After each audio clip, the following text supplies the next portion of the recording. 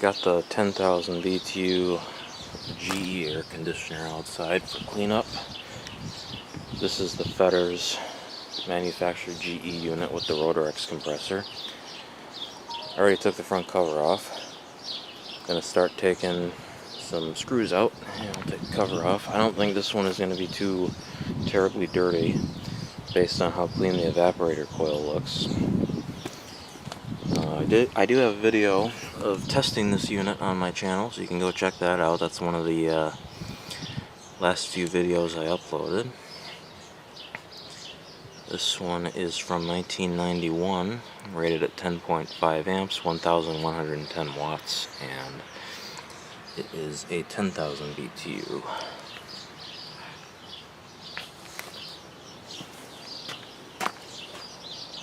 It has a Rotorex compressor, like I said.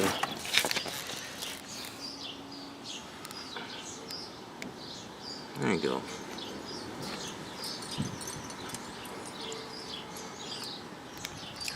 This one probably will need a new plug, because when I had this plugged in, it got pretty hot. You can see this one really doesn't look too bad, so maybe it was just the fact that I had it plugged into an extension cord. I'll try it plugged into a regular outlet and see how it does. Usually when these are bad, it gets kind of burnt looking around the prongs, but these look to be in pretty good shape. We'll see. So we got a couple screws on the top here to take off, and then the usual ones on the side. I think we do have to take off these screws that hold the side panels on. Obviously these have to be replaced. They are ruined, so I have some replacements down the basement, so that shouldn't be an issue.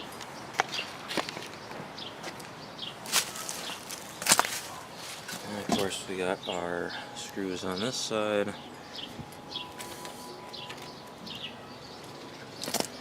Don't think there's any on the back that need to come off. There are some screws on there's a couple on the back, but those are just if you want to take this metal grate off. We're not going to be doing that. We're just going to be taking that off with the whole case.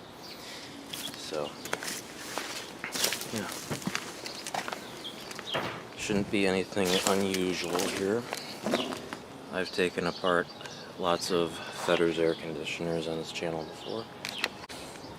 On some other units, you do have to take out the screws that hold this top window bar on, but in this case, these actually come in from the inside of the case, so obviously we're not going to have to remove anything in regards to this.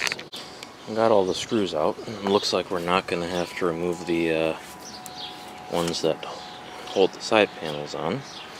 At least I don't think so. Yeah, we're not going to have to. It's loose. But I was just thinking it's amazing how big this one is for a 10,000 BTU. This is definitely the larger chassis style of these Fetters units. I have that 10,000 BTU Fetters from the late 90s, and that one, it's kind of like in between this and the 5100 to 8000 BTU units, and the control board is on that side, or control panel rather, and the compressor's on that side too. This one is the larger chassis size with the left hand control panel and compressor. It's quite a bit bigger. This is a very, very heavy unit. Alright, now we can take a look inside. This thing does not appear to have very high hours on it. It just doesn't seem that dirty. I mean, there's a little bit of dust on the condenser right there, but for the most part it's not bad at all. And the bottom of it really isn't terrible. A little bit of crap over there, but that's pretty typical. It's got a Fastco fan motor, 1.9 amps on high, 1.7 on medium and 1.5 on low. Trying to see if there's any obvious oil ports on this motor. It doesn't look like it, but I think it spins pretty freely, so yeah, that's fine.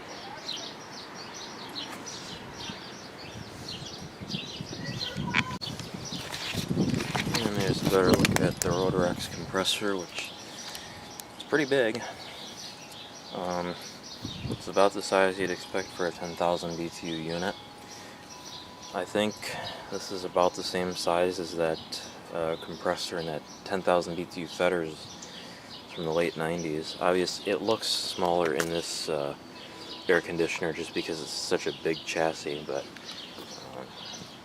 yeah, I think it's the same size as the other one.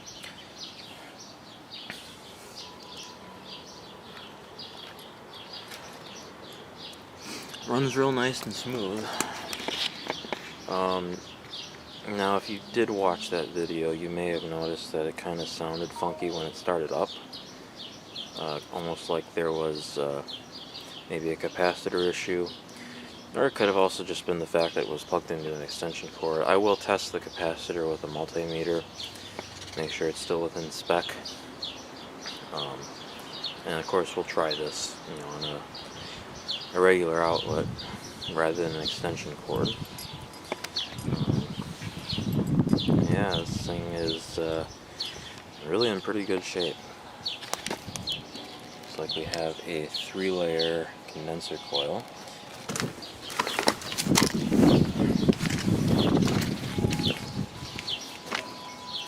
And a 3-layer evaporator coil.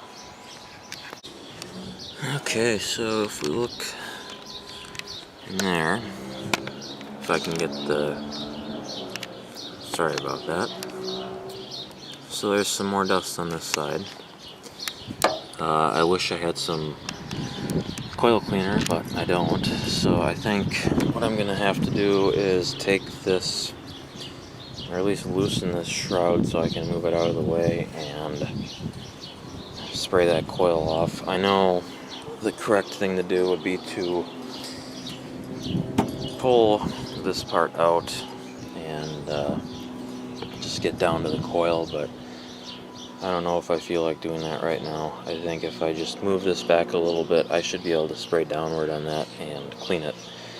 The thing I like about the smaller chassis Fetters is that they have a flap right here that flips up, and it makes it real easy to do that, but that is not the case with this one. So I'm going to go ahead and unscrew that. We've got some screws on this side, some nuts on the bottom there, and a couple screws on this side. And then those on the top right there that connect to this brace. I got those nuts off the bottom there. That took an 11mm socket. So now this whole thing is loose and we can get in here easily. And there's a better look at the inside of the coil.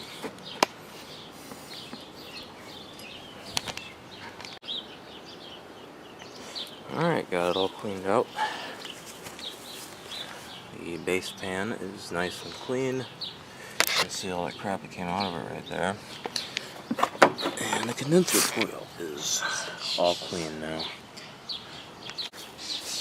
Also went ahead and sprayed off the evaporator, even though there wasn't that much on there.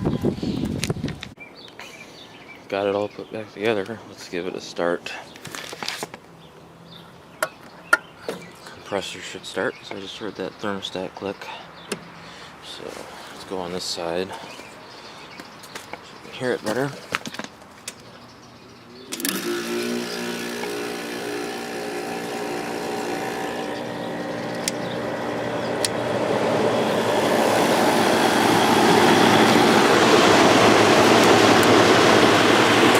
Lots of air going through there now.